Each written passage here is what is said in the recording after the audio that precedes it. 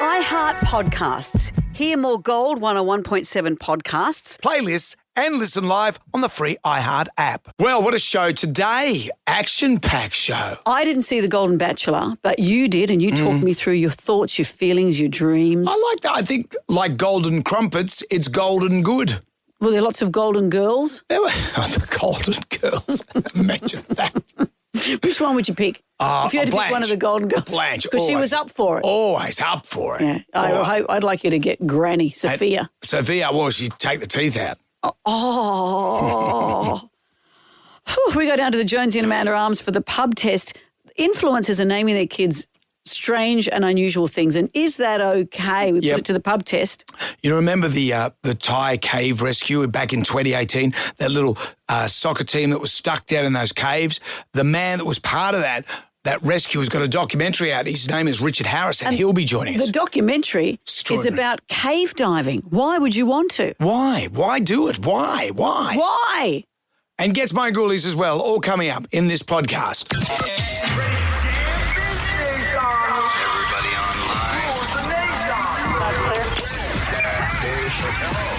Right now, by the miracle of recording, we had so many requests for them to do it again. Mistress Amanda. Miss Keller. Amanda. Doesn't work alone. Wow, this is fantastic. Her friend is in a back room making the tools of the trade. I've heard them describe him as a drunken idiot. Sorry, I've been drinking beer. The legendary pirate Jonesy and Amanda the actress. Hello, Wiggles. Congratulations, Mandy. We're on the radio right now. Jonesy and Amanda, you're doing a great job. You have no empathy for anyone but yourself, you giant tool. Now's the time to hear good radio. Sorry, a bit of a tongue twist there. What are you, an idiot? Jonesy and Amanda are here. It's showtime, a-holes. We're on the air. Top of the morning to you, Amanda. How are you today? I'm well, and how are you? My little achieving friend, the top 2025 Australian Talent Index report has come out. And did you know who the top 5 of radio people are? No. Well, at number 5, Ryan Fitzgerald. Mm-hmm. At number 4, Mick Malloy. Mm-hmm. Number 3, Dave Hughes. Mm-hmm. Number 2, Carrie Bickmore. Mm-hmm. Guess who's number 1? It's me. That's you. Oh, look at our team around. Thank you. Well, I don't think we need all that, but I think it does. That's a big deal. I'm never one to blow my own trumpet. And I'm just looking where I thrilled. fit in all this. Oh, it's a good thing I don't work in radio or have any talent. Wow, congratulations. Thank you. What does it mean? Well, I don't know, but Australia's most popular, what's it called? The Australian Talent Index report looks at TV, looks at radio, looks at other parts of the broadcast media. Yep. And I'm reading along here. It's embarrassing to have to give this information myself. Do you want me to give the sampled more than information? 4,000 Australians, surveyed by a research team, rating more than 500 personalities and providing comments on how they felt about each one. And it's about how they feel about their authenticity and how they relate to them. And I'm absolutely chuffed to be number 1 in the radio world. My agent must have forgotten to get my name in there to the people, perhaps. Well, maybe have a chat with them. Or maybe I might have to. You might have to do that. Get a new agent. Maybe. Right, but good on you. Well, thank you, Brendan, for the accolade. Well done. Yeah, That's thank great. You. Yeah, thank you. That's I'm chuffed. great. I'm really chuffed. It's a big deal. Will there be riches coming away for this? I got some flowers and I got some nice texts, and that's enough riches for me. Well, I didn't. I knew about this, but I didn't want to say anything because I thought it was a big secret. Well, I'm waiting for the riches to come from you then. To what riches do you want? Look, you've made me a cup of tea this morning, and that's a richness enough for me. Do you want a little gift or something? Actually, yeah. What would you like? What do you need? What do you need? What do you need? Yeah, okay. I'll do you get you need? some deodorant as a special gift. Would you like some deodorant? Well, I don't know if I can work with you two. This is too much. It's too much. It's a power imbalance here. It's too much. Where do I fit in all of You this? fit in massively, and you know Do I that. fit in massively? You do. Do you want me to read you my press release? Yeah, My comments where's your press release? Did you you put one out already? Well, I was given a heads up and asked to say some words. Oh, right. I don't know if I can I knew about this and I didn't want to say anything to you because I thought it would be a big surprise. I'm absolutely chuffed, but Brendan, you and I are a team. Oh, And- okay, right. and- Why does it sound like I'm getting a handmade trophy? No, you're getting some deodorant. Okay, right. Can I smell? No. Right. And, we work together. This is great for us both because it Oh, what yeah, it I'm says. sure it is. Yeah, I'm looking for those riches coming my way. I don't know what to tell you, but I'm very chuffed. Clearly, my agent forgot to put my name. I'm in. very, Oh, very obviously, chuffed, and obviously. thank you. Well done. It had nothing to do with them. It's run by the Australian Talent Index people. And thank you. I'm chuffed. Good work, you. Thank you very much. The clap you so richly deserve. Thank you. I can feel it coming on. There's a I get a cream for that. tingle every time I think about it. We have an action-packed show today. Not only are we working with the most bankable radio talent in the world, You bet you are. we've got Instagram making its return, our Back to the Future competition, and we can't do anything until we do our Magnificent Seven. Here's question 1. Which character employs Alfred Pennyworth as a butler? I get you for that, butler. See, that's just See top that? shelf work right there. Get your wallets out. Jam Nation.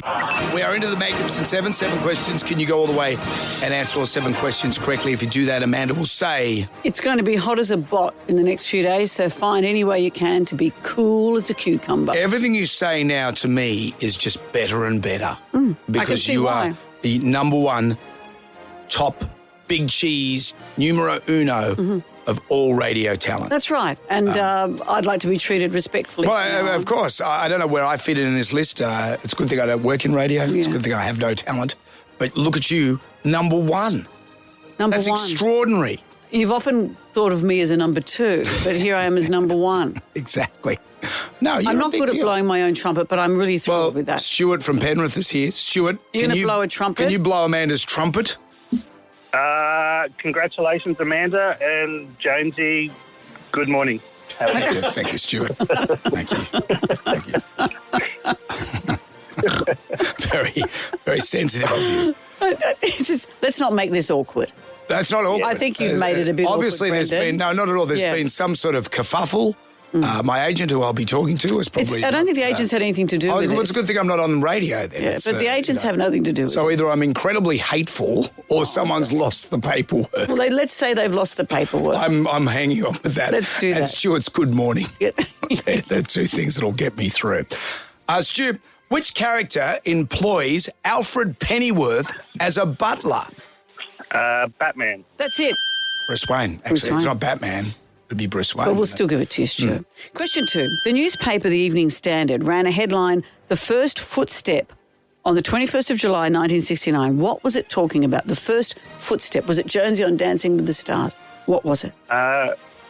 It was at Landing on the Moon. Yes, it was. Yeah. Let's play Riff Raff. Any old riff-raff backstage? Oh, riff-raff everywhere. Got you, I understand. Gotta keep out the riff-raff. What song features this riff?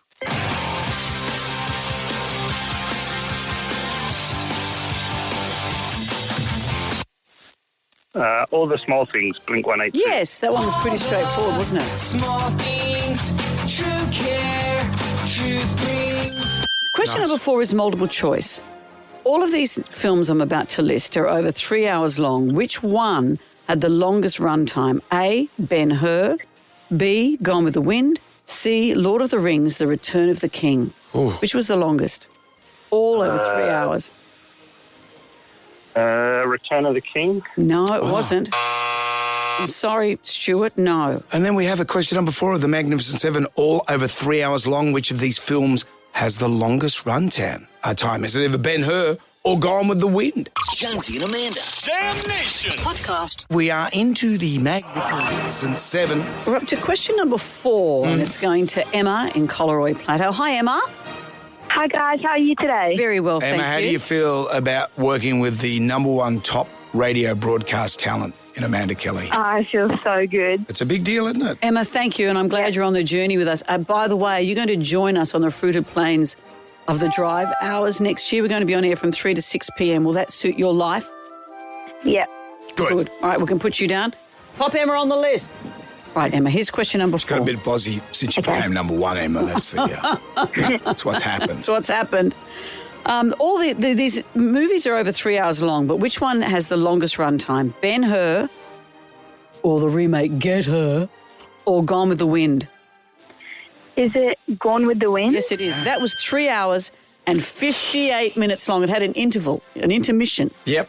I've never seen it. others Have you ever didn't. seen it? Yeah. I just know that, frankly, my dear, I don't give a damn. And I watched it when I was younger. I fell asleep a bit, woke up, fell asleep a bit, woke up. actually, all of those movies I've never watched in their entirety. No, they're too long. They're all too long. And in the TikTok era, I don't think anyone's going to No one's got any time. Emma, you're young. You've got no time. Yeah. You've got no time for this even. Well, we'll speed it up for you. Which museum has a distinctive glass pyramid in its central courtyard? The Louvre? The Louvre. Yes. Yes, some very... got robbed. Got robbed. It's Napoleon Bonaparte's family jewels have been grabbed. No one's happy with that. No. Question number 6. What was the name of the group Justin Timberlake used to be part of? NSYNC? NSYNC. No, Well done, because I get my boy bands confused. He was in NSYNC. What show kicked off last night at 7:30 on Channel 9?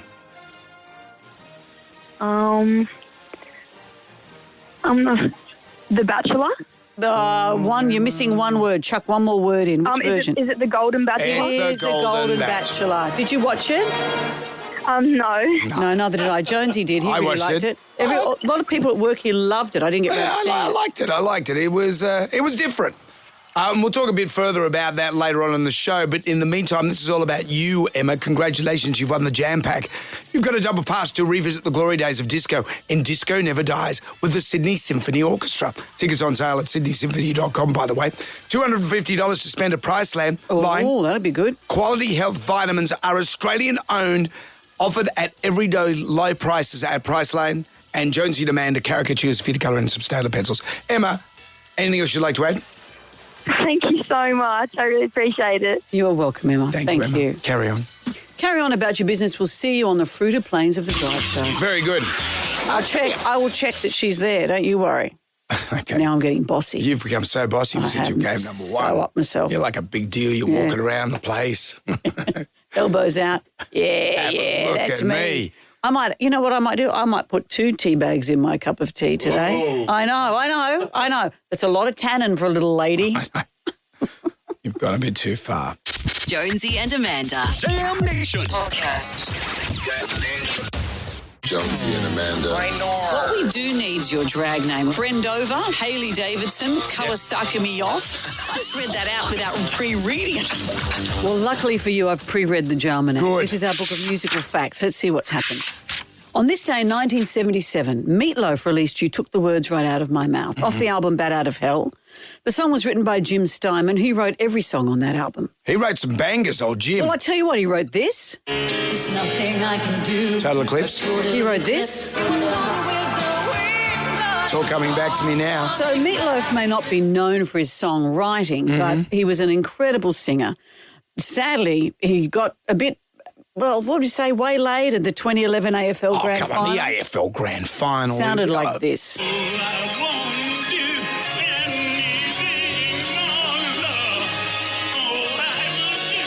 I feel that he was going deaf, didn't have the proper fold back. All of that. Well, it sounded like that. It went viral, obviously, for all the wrong reasons, but some brilliant TikToks came from it.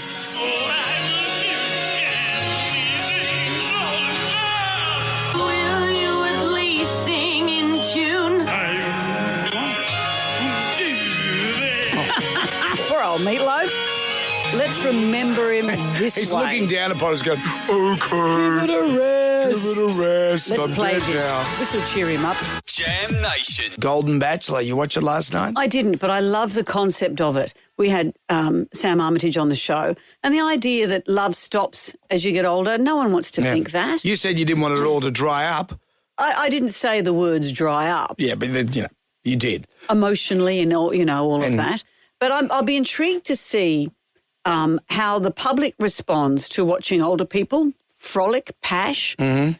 When I say older people, Well, they're all our age. This is the thing. And the women were, from what I heard, the women were all hugely impressive. Very impressive ladies.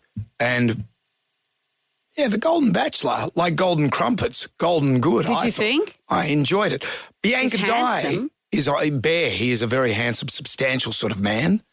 Do you think he's had some sort of cheek work? It just looks a little... I haven't seen him. Do you think he looks a bit too good? Yeah, look, he just looks good. It's not up to me to... Sounds like you're a little bit judgy. No, judgy. Bianca Dye is on the show. Yeah, we radio know Bianca. colleague. She was in radio I think she still dabbles, but she's put herself out on the show. And she was very vulnerable on the show last night. Just seeing him over there talking to everyone but me is so, like, I feel like I'm back in high school and I didn't get chosen. I don't know, because it's triggering everything in me.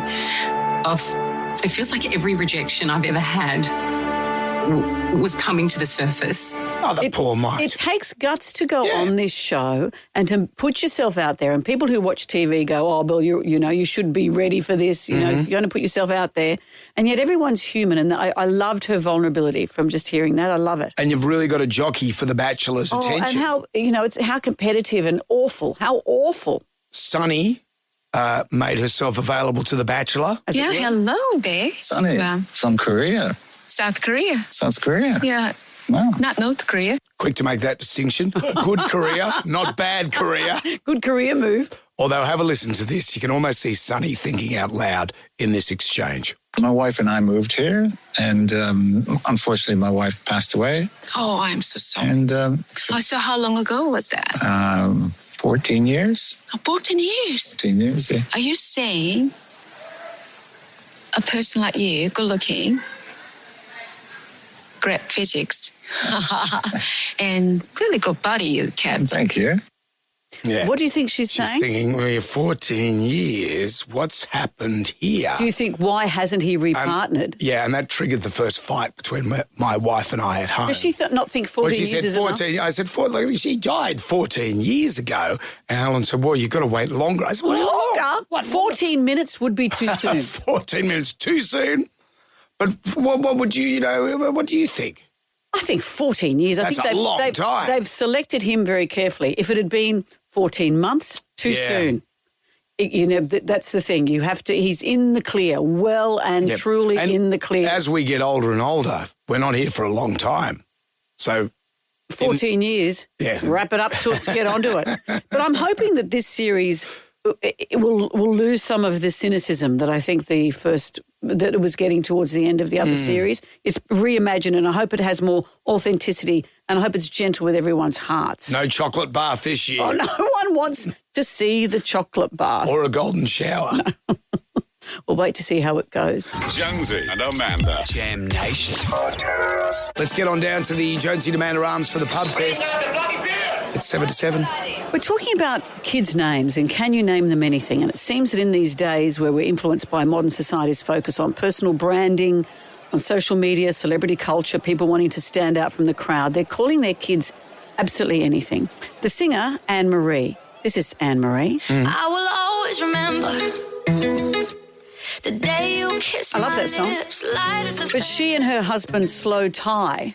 His name's Slow Tie. Yes. They have a 5-month-old son and they've revealed his name. His first name is Forever and his second name is Sugar. Forever Sugar. The Sugar, as she said, was inspired by her gestational diabetes. Yeah. There's another couple I've been reading about, a British influencer couple have sparked confusion. They said that their newborn son's name is Adventure. And people are going, is this a joke? I can't tell. Are you making a joke or not? Can you call your kid anything? It's interesting. I mean, we've had Elon Musk, of course, Techno Mechanicus, known as Tao for short. His daughter, her name is Exa Dark Sideral, but they call her Y. And their son, XA, you know that one, known by X. Jason Lee, the actor, had Pilot Inspector. That was a number of years ago and the world lost their minds. What are Pilot and Inspector doing now? Are they two kids or was this one kid? That's one kid, first name, middle name. So the Pilot Inspector. And as if it's not hard enough, Inspector has a K in it, not a C. It's a say and spell. I don't know. I don't know either. It's interesting, in Sweden, they have rules about this. Naming your children is governed by a Swedish naming law. It requires parents to submit their child's name for government approval within 3 months of birth. The law aims to ensure names are appropriate and don't cause discomfort to the kid, the person growing up with that name. In Australia, there are certain names that are banned. Mafia, I'm just looking at the list, says God, funnily enough, G-Bang. These are names people have submitted that they're not allowed to call them. People have tried to call them. Robocop, Shithead. What about Scrotum? Socceroos, Virgin. Thong. Cyanide, Dalai Lama. Osama bin Laden. There are names you can't call your child, but within that it seems there's a whole lot of stuff.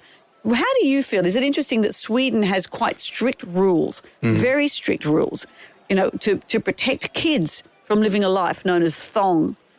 Calling your kids whatever you like, is it your right? How do you think? How do you feel about this? Does it pass the pub test? I was just reading this list. You can't call your kid Australia. Comes in at number 4. Or Dame. Adolf Hitler comes in at number 2. Someone's tried to call their kid Facebook. People need to be protected from themselves. But within that, there's a whole lot of other names you can pick. Should we be more strict? Calling your kids anything you like. Because is it your right as a parent to do what you like? Jam Nation. Oh, my God. Jonesy and Amanda. Kale was just meant to be a decoration. I don't know where you heard that fun fact on this very show when I told you that. When did you say that? You don't listen to a word I say. I do now that you're numero uno radio broadcast talent out of 500 people. You have number 1 on this list. Well, it's who's put the list together? I don't have that information in front of me, Brendan. I was hoping you might give us the info. I can give you the information on who put the list together.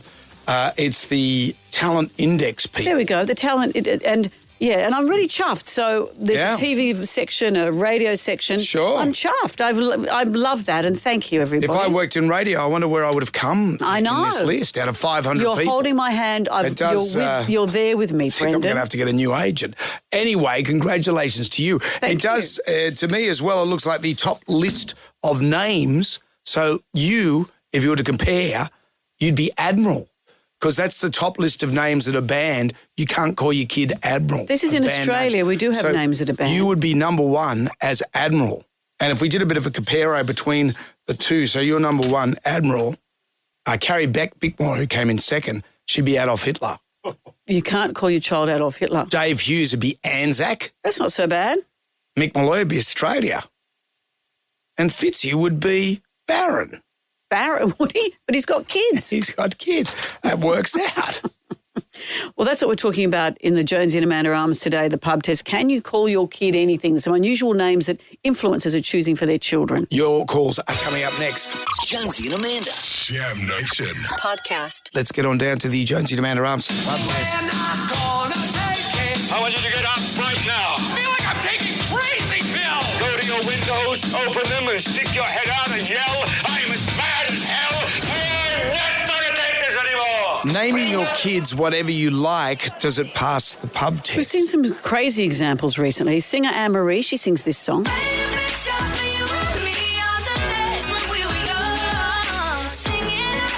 love that. Very nice. She's had a son and she's called him Forever Sugar. His middle name is inspired by her gestational diabetes. Another influencer couple, a British couple, have been left stunned and all their followers have been stunned and confused because they've called their son Adventure and people going, is this a joke? Mm-hmm. But in these days of unique branding and wanting to stand out from the crowd, lots of influencer types are giving their kids unusual names. Elon Musk, for example. In Sweden, though, there are very strict rules around what you can call your child. You have to submit the name. Right. Any old name. You want to call it Susan, you still have to submit it and it comes back saying... It'd be more Swedish, wouldn't it? You have Lars or... Lars, Ingrid, Inga. And Susan with an umlaut. But calling your kids whatever you like, does it pass the pub test? Personally, I cannot stand the new trending names like Knox, Fox, Rip, Apple. It's up to the parents to call them what they feel like. But I feel that there's going to be a stigma attached, whether it's a young age or later on in life. What happened to the good old names like Charlotte, Bob, Jack, Samantha? And then give them a nickname. So to me, it doesn't pass the pub test. Absolutely no. If your parents gave you a decent name, you should give your kids a decent name because in the long run, they're going to get teeth really shocking when they start school. And I think it's ridiculous the way some parents, like Apple for instance, what a stupid name is that, Apple? I think it does pass the pub test. I think a unique name creates a unique person. We called our son Frankette. A lot of people call him Frank, but I don't see a problem with it. Frankette? Like a little hot dog. A wiener. I can't call your kid wiener. No. That'd be on the list, I would imagine, right next to Let me check the list. Jam Nation.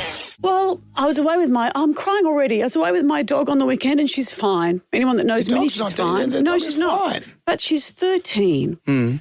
And I have to lift her into the car now. Little front paws go in, I have to pull up her back legs. She's going deaf. She's grey in the face. She's kind of stands at the bottom of the stairs and tries to will herself to go up them. And there's a lot that's hard for me at the moment. My husband's unwell. My dad's 91. And I look at the dog and I think, you cannot go anywhere. And I follow this woman on Instagram. Her name is Caroline McQuiston, and she lives in this beautiful little tiny cottage in the Scottish Highlands. And she has a border collie. And she takes that dog out walking in the most beautiful scenery I've ever seen. And she bakes and she has this lovely life, it seems. And she posted some images of her dog, patting a dog, sitting with the dog on the couch. And she posted it to a poem written by a woman called Josie Bulker. And it's about her dog.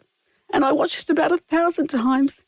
And I cry and cry and I think of my dog. And let's play the poem now while I have a bit of a weep.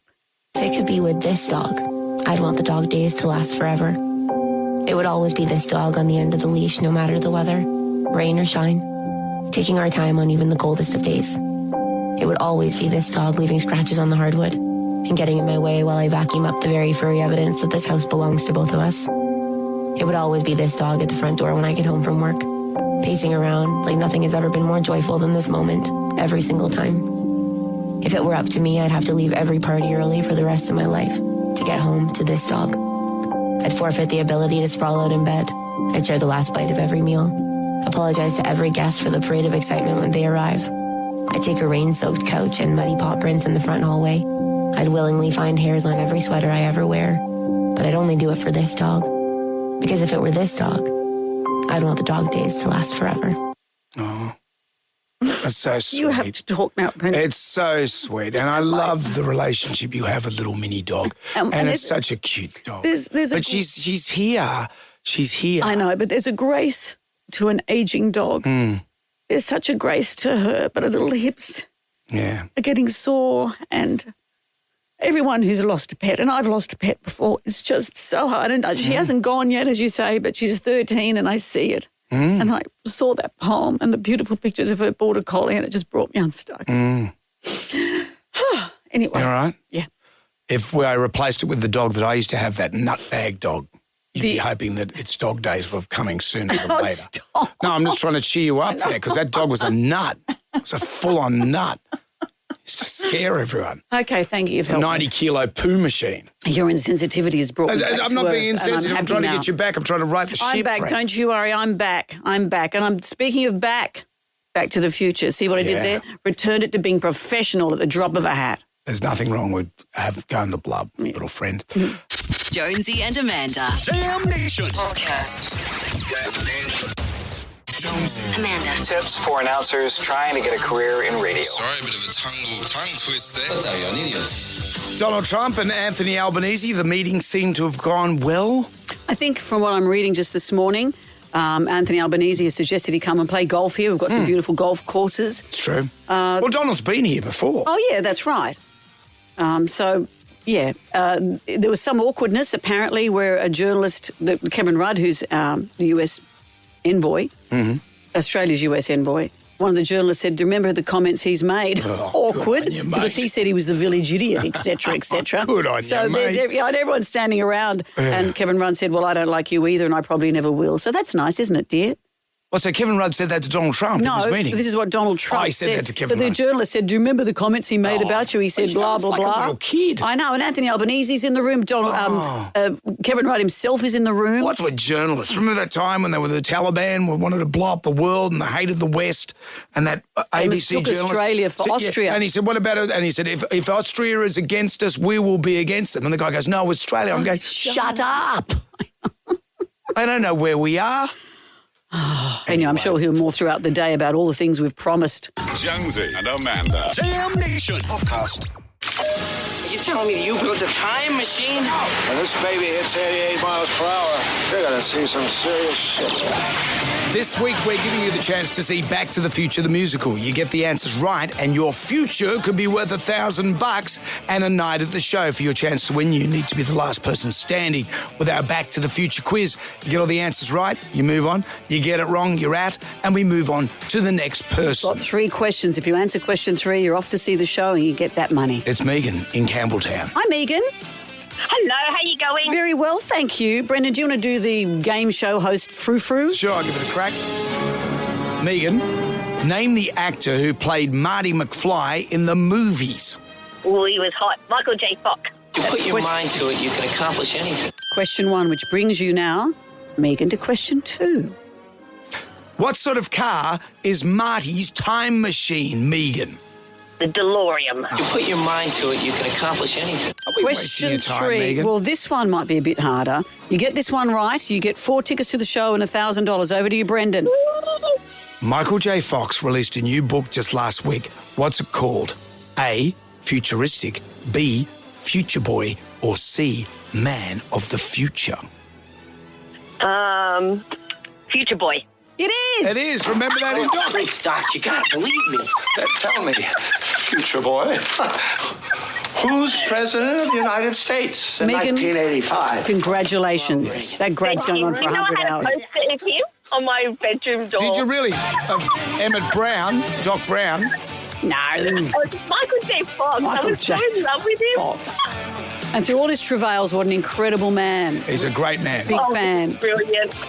Congratulations to you, Megan. You've won $1,000 plus 2 double passes to see Back to the Future musical. You can take your posse and have a bit of walking around money.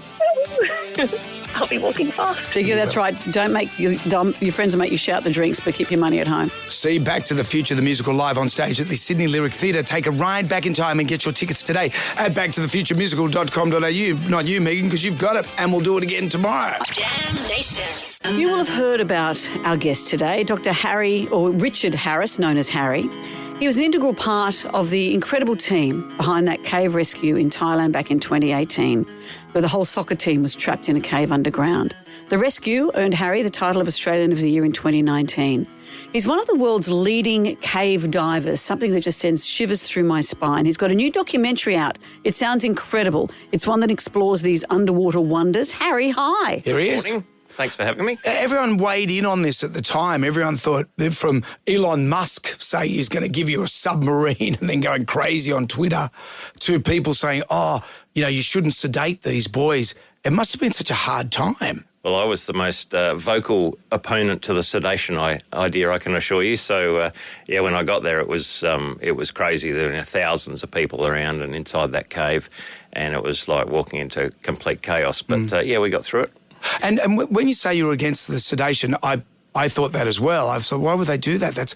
And then it was explained that because it's such a long dive, the person would panic while they were coming out. Yeah, that was very much a last resort, and they were racking their brains trying to find a solution. And I spent 24 hours on the ground making sure there was no other possible idea that could work. And in the end, I resigned myself to the fact that that's the only way these boys are coming out. In the next couple of days. Otherwise, they would have perished in the cave over several weeks because the waters were coming back and monsoons coming back. So it was a desperate act that fortunately somehow paid off. And is that because the boys would have consumed too much oxygen if they panicked? If I put someone like yourself, Amanda, underwater, zero visibility, 3 hours, through these very tight, constricted tunnels, we know from experience that people panic very quickly, and someone who panics immediately dies, and more importantly might also kill the person that's trying to rescue them. So we couldn't risk the lives of these British divers who were going to be taking them out. So the kids had to be compliant or asleep, basically. Wow. But the whole idea about cave diving through narrow chambers, for people who are claustrophobic, this is horrific, but going through spaces that you don't know if you fit through, you can get back out. All it takes is to kick up a tiny bit of silt. You don't know up from down. It sounds horrific. We are very well trained, and we spend a lot of time practicing and building up very slowly. So you don't go into a cave like the Thai cave on your first day out. That's 3 decades worth of experience and being comfortable in that environment to be able to manage that aside from the sedation protocol that we use. So, there's no way I could have survived that dive when I first started cave diving in the 80s. But after all this time, that side of things wasn't a big deal for us. That's our comfortable place. We do it on the weekends for fun. And so you go into holes for fun that you don't know whether you can actually fit in, whether your tank will get jammed. You don't know. Well, you do learn to judge that quite early on. When you give yourself a fright early on, you go, right, well, that was a bit small, so I'm not going to do that again. But, if you can get through it, then you can get back out through it, and that sometimes means being able to control your fear and realising there is a solution to this problem, and you just have to keep calm and solve it. It's like a game of Tetris underwater with the clock running, I guess. I know that sounds dramatic, but that's the best way to picture it. But when you do it all the time, then that just becomes, you normalise it, I guess. Is it like being reborn? Well, I can't remember the first time, so I know, but is this like some sort of anthropological thing? You know, No, I just enjoy the problem solving under a little bit of pressure, and I guess that's the life I've lived, you know, working in critical care medicine. I think there's a lot of overlap with that. You know, that most of the time it's very routine, it's very safe for everyone involved, but occasionally you have to, you know, fall back on your training, keep calm and solve problems. And I've enjoyed doing that in my career. Do you ever do Wordle? You can do Wordle. I do Wordle, actually. I have a daily competition against my wife, and I'm the biggest loser. I'm not going to lie. What are some of the hairiest situations, apart from Thailand, that you have found yourself in while doing this? Well, I have got stuck a couple of times, and that's... As in jammed in a cave? Yeah, you get... you misjudge, as you implied, and you try and go through a restriction, we call them, that's a bit too tight, and maybe you can wriggle through and then you can't reverse out, or you have to find a space to turn around and come back out. And, you know, your heart rate, sure, it comes up in that moment. But again, you just learn how to keep calm and carry on. Tell us about the doco. Is it going to show? My gorge rose listening to you then. Are there hairy moments in the doco? Look, there's a few, and you know this is based on an expedition in New Zealand in 2023 where we're exploring what might be the deepest diveable cave in the world, and so my friend Craig Challen, who was also Australian of the Year with me, we have a bit of a niche interest in deep diving because we're interested in the physiology and the physics and the logistics of overcoming what is another type of danger in diving to go so not very just deep, but deep and then in a cave. Yeah, although this cave's quite roomy, so there's plenty. There's never a concern you're going to get stuck in this one. It's a nice big tunnel. But that sounds reasonable. Yeah, but it goes very, very deep. Like it's well over 200 metres deep. And so we're working out how to use different gases, different technologies to push down deeper and deeper. And that's kind of what the film's about. But it's also about this group of friends that I've been exploring caves with for a very long time, and how this the camaraderie of putting yourself in these sort of situations can get you through it. It's there you go. Yeah. What'd you see down there? Just briefly. Well, the trite answer is more wet rocks. Yep. But for us, the fact that you're looking at tunnels that no one's ever laid eyes on before is really exciting. You are genuinely exploring in these places, and it's very hard to do that on the planet Earth these days. You know, all the mountains have been climbed, and look at you go to the top of Mount Everest. There's about 1 billion people there, and there's a gift supporter. shop. Yeah, and there's a South supporter. Hey, I bet you would have seen a South supporter down in the cave. Well, I don't know what that is, but is that the equivalent to a Port supporter in Adelaide, which I am, Very by much. the way? Okay, there you go. But you've got good teeth. There you go. Well, actually, the front ones have been knocked out. So. Well, then you qualify. Deeper is in cinemas October 30. Terrifying but amazing. Richard Harry Harris, I'd rather watch you do it than me do it. Thank you for joining us. Thanks, guys. It's been fun. Jonesy and Amanda. Damnation. Podcast. We're just a grab right now. Who wants some free money? Instant. Coin cash. Moolah. I like the sound of that. Jonesy and Amanda's Instagram. Right on. 10 questions, 60 seconds on the clock. You can pass if you don't know an answer. We'll come back to that question if time permits. You get all the questions right, you win $1,000. You can make it $2,000 by answering a bonus question, but here's where the jeopardy lies. It's double or nothing. Joseph is in Casula. Hi, Joseph. Oh, hello. How are you? We are good. Who's the we? I've got my kids in the car and we're just driving them to school. All right. I thought you were identifying as a we. No. So, as a group. Have you Group of us, 3 boys. Good-o. And Good. do you think there'll be a good brains trust for you? Yeah, we've been playing it every morning. Okay. Well, this is your time to shine, Joseph. Thank you. All right, Joseph, as you and your sons know, we have 10 questions, 60 seconds. If you're not sure, we say pass, we might have time to come back, okay? Okay. Good luck, Joseph and family. Here we go. Question number 1. Thank you. What's today's date? The 21st of October. Question 2. What's the name of the voice command system on iPhones? Theory. Question 3. Drover's Run is the farm from which Australian TV show? McLeod's Daughters. Question 4. We Will Rock You by Queen was released in which decade? The 90s. Oh, Joseph. 70s. It was Joseph, the we will 70s. rock you. Oh, yes. Oh, boo. Oh, you got McLeod's Daughters. I thought that would have been a tricky one. I thought you were going to be home and hose, Joseph. Oh, thank you. I hope you and your Oh, boys have a sorry. great day, Joseph. We will, thank you. Have fun, chaps. Carry on. Jam Nation. The singer Ryan Adams, not to be confused with Brian Adams, he's a Ryan with a B. Yeah. Ryan Adams has been on our shores and there's been some controversy around it. I like Ryan Adams. Here's some of his music. When the stars go. He's right in your wheelhouse. He really is. Me, not so much. I've never liked him day one when he came I've never out. liked him, day one. Never liked him. He did Wonderwall. That was good. Today was gonna be the day. But we'll never bring it back. Well, he's been doing a concert series in Australia and his behaviour became increasingly erratic to the point where he's kind of worrying concert goers. It ended with him. Well, what he was doing, he'd get halfway through a song, then he'd have a rant at an usher. He'd get into a song and say, sorry, that's crap. He just seemed, his mind seemed to wander. He'd rant about ex-girlfriends. Even fans who love him a lot really struggled to stick with him through this. Have a listen to one of his rants. Do the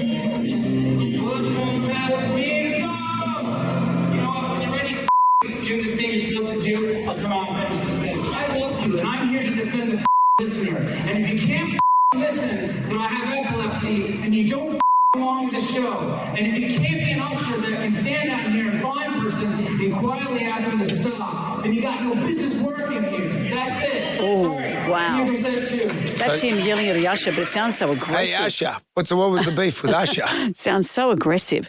Well, he's now deleted a post that he posted as he left Australia. He described Australia as, quote, the worst country ever. Every time to play, the worst. Thank F, never again. You are the worst people and you know it. And the best you can go is copy Americans and UK culture, stew in your own juices. He's now deleted that with some professional advice, I'm sure. Yeah. And now, by way of apology, he's saying, I overreacted to a troll who repeatedly harassed myself and others in Sydney. It was a beautiful show. I was wrong, etc., etc. But Australia will never forgive him, I don't think. You know, perform badly and yell at the audience. And then troll us on the way out. What's not to love? Yeah, he's maybe he was tired. But it's a long flight here. It's a lot, but maybe it's the end of a long world tour. I don't know. But he did see, people were saying he seemed tired. He said he was unwell. He had a cold. But that's no one's fault. If you're a good performer, you rise above that, or you cancel the show. You don't do this. It's hard being a performer. It Is would it, be Brendan? very hard. Remember the full Monty and you had your issues? If only I walked off stage then. No, there was. It's hard. I remember seeing The Church. You know the band The Church. Yeah, you love The Church. I went, and that was one of the greatest concerts I'd ever seen. And then I talked everyone into going to see The Church. I said, go and go see The Church. You love this. You love this. Went along, and they were dreadful. Oh. One hand, fantastic. A month later, worst show ever. I went a few times to see Rodriguez. Remember Rodriguez? I wonder. I loved him. First show, brilliant. A few years later, I went to see him again. And if you've seen the documentary, which is extraordinary, Searching for the Sugar Man, extraordinary, you know that he's sort of an alcoholic who's finding it, you know, that he's been propped up to perform. That's the impression I got the second time, sort of escorted on stage, escorted off. Like Frankie Valli. It made me feel a little uncomfortable. First time, great. Second time, went, maybe not so much. Maybe that's something the Tribal Drum will beat for. Worst show ever. Meatloaf, anyone? Poor old Meatloaf. Rest in peace. Rest in a few notes if you're going to hit him. Might I suggest inner ears for Meatloaf? But not now. It's probably too late. Jonesy and Amanda. Jam Nation podcast. Ryan Adams has told us we can all stew in our own juices. He says worst country ever. Every time to play. Thank F, never again. He's gone the big tantrum on the way out. He's now been sedated. And he said, that was a mistake. I should have shown the standing ovation. I've loved it. I remember now. I'm just going to stew in my own Bob Dylan light folk music, Ryan. I like him, but you know what Australia's of course you like we him. won't forgive him. You know, he's like a... We won't forgive him. The Tribal Drum is beating worst concert ever. Thanks, Meatloaf. Harold has joined us. Hi, Harold. What was the worst one for you? Oh, Van Morrison. He's tricky. He's cranky, notoriously cranky. Yeah. What happened? Oh, well, we didn't even know he was on the stage. This is at the old entertainment centre. And the band was playing, and there was one of the guitarists had his back to the crowd. And after the first song, we realised that was Van Morrison. And he just played that way through the night. The best thing out of it was you could go to the bar and not wait to get a drink because most people walked out. Wow. So he didn't even face the crowd. No, it was dreadful. What an arrogance. Really early 80s, I'd say. I mean, if he doesn't want to tour, don't do it. Don't do it. Don't just do Because something they make else. money touring. That's why. That's where the money Well, that's comes why, and from. we're so happy to have them here. Not anymore. We used to be. Beach Boys, yay. Yeah, and Barry White apparently performed his back to the crowd because he thinks Australia, they don't care. Boo. Well, we do care. We do. Don't mess with us. Don't mess with Thanks, Harold. Jonesy and Amanda. Jam Nation Podcast. Jonesy and Amanda. Their brief adult lives are over. It's like a Married at First Sight contestant. That's what they do. I blame the long flight for Ryan Adams. He's come out here, he's got his little mouth organ, he's got his little guitar, and he's done a few shows, and he hasn't been happy with Well, it. the crowd have noticed that his performance was erratic, lackluster, long rants in between, like in the middle of songs. He has blamed his audience, of course, yelled at an usher in front of everyone in a very aggressive way that made everyone feel uncomfortable. He's slammed us in a social media post saying this is the worst country ever. Thank F never again. You're the worst people and you know it. And, of course, he's amended that when he's woken up this morning and his agent has said stop. Because at the end of it he said, I may not see you again, but I'll keep making records and books because I love it and I love you. I.e., still spend money on me, but I hate you. You know, Ryan, don't bother, mate. Don't be patronising to us, Ryan. Tribal Drummer's beating worst concert ever. What we do in life echoes in eternity. Poor old Meat Life. Mary has joined us. Meat Life. Hello, Mary. Good morning. Good morning, guys. How are you? Great. Who'd you see and what was wrong? Renee Geyer at Canterbury Holston Park RSL Club. I used to love her, but after that concert, no more. She did not like anybody singing along with her songs. She did not like anybody dancing up the back of the auditorium. Really? She didn't like people. She did not like people going off to the bar or going to the toilet. No. She was such a witch that night that, it put me off forever. A month later, I saw JPY there, and he was fabulous. He even shouted out a drink order or two sometimes. Right, okay. Thanks, Mary. Didn't Renee Gay yell at you? Years ago, I was at a market and my friend picked up a tray of earrings and put it down. I was looking at that. We were in our early 20s and we still talk about it. It scared the hell out of us. It was her over our shoulder. Rest in peace. I know, please. Etzia has joined us. Hi, Etzia. Hi. Who'd you Good see? work, guys. Going to miss you when you get a drive, though. Oh, you can't come with us to the Fruited Plains of 3 to 6 p.m.? Yeah. Unfortunately not. I'm still at work. Well, you can listen at work. And also, not just that, we will be streaming. You can listen to us in a million ways. We will be in your ears no matter what. Okay, I'll try to do that. Good. I went to see U2 back in, I think, the 90s. And I think the Bosnian War was on back then. Oh, yeah. And all he did was talk about how wrong the war was and the politicians, how wrong they were. Yeah. And I had seen them twice before. And this time around, I had actually bought VIP tickets. And I left. I couldn't handle him anymore. Wow. I left. Yeah. Yeah, I left. Well, Bono, he is a bit of a political animal, isn't he? But you want that interspersed with the songs that you like. Remember that time when he got up on stage, that joke? He goes, every time I clap my hands, an African child dies. And someone goes, stop fucking clapping. Thank you, Etzia. Malcolm has joined us. Hello, Malcolm. Who did you see? Hey, Jonesy and Amanda. Well, I was a Split Enz fan, so I got tickets to the first ever Crowded House concert. And they weren't wearing their Split Enz pajamas. They couldn't quite work out how to get it working. And Neil Finn and the guy who's since died in the band were fighting each other over who was going to stand at the front of the stage. They were literally pushing and elbowing each other out of the way. It was like a rumble on the stage. And then they said, we're going to take a break. And they went off and dragged a tea trolley on with a teapot and teacups and saucers with no tea in it. And they pretended to pour the tea and then walk around the stage holding their little pinkies in the air, mumbling to each other. And everyone just got so upset. We all stormed out. And as I said to my girlfriend at the time, I said, Crowded House, they'll never make it. Malcolm the soothsayer. Paul Hester, he was wacky, wasn't he? But were they jokingly jostling, or it felt a bit real? Well, it was a bit of both. It was a bit of both, and they were still stuck in the split ends, filling thing, and they couldn't quite work out what they were. Right. But I've never Neil Finn for wasting my time and money. So anyway. Right, okay.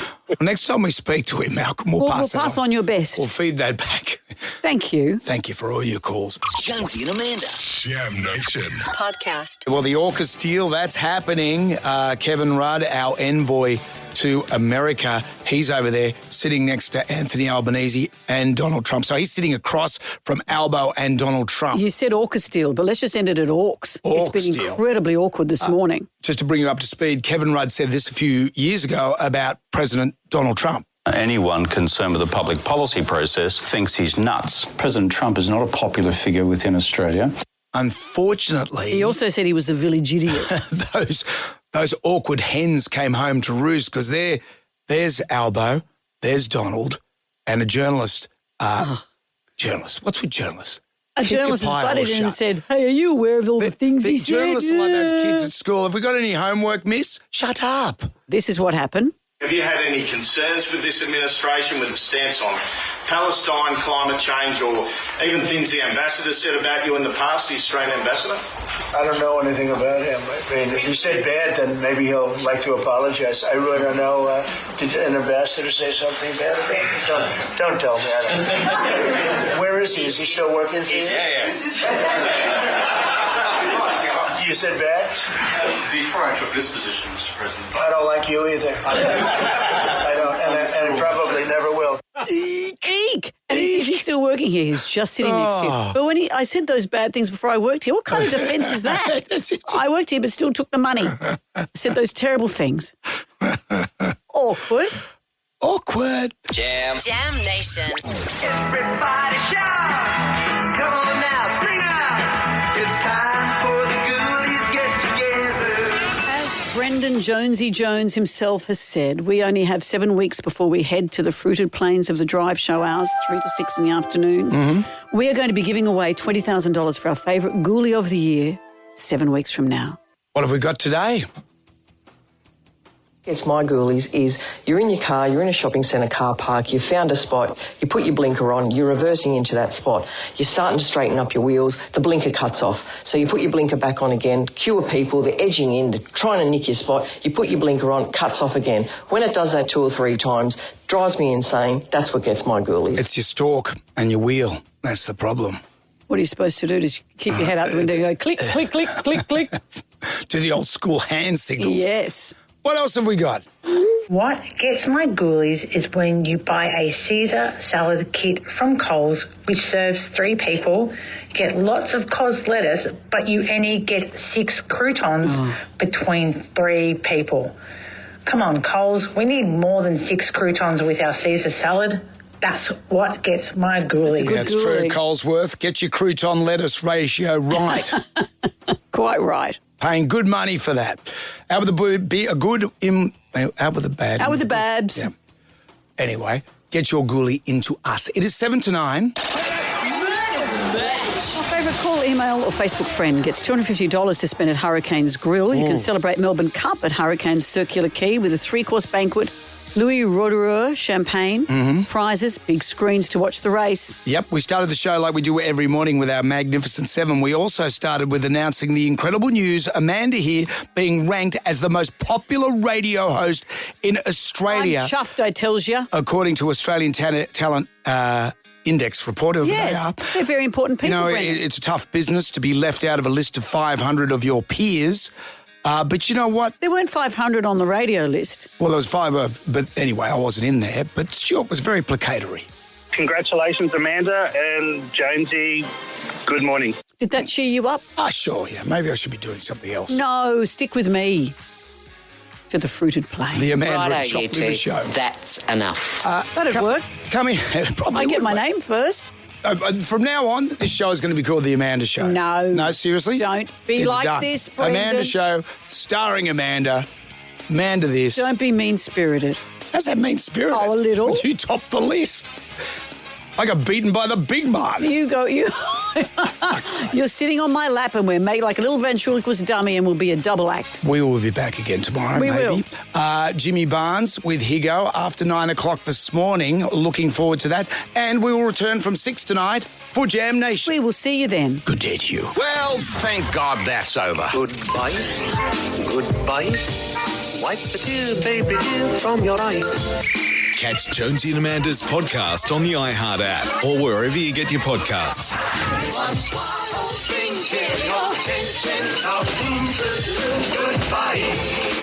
Jonesy and Amanda. Damn Nation Podcast. Catch up on what you've missed on the free iHeartRadio app.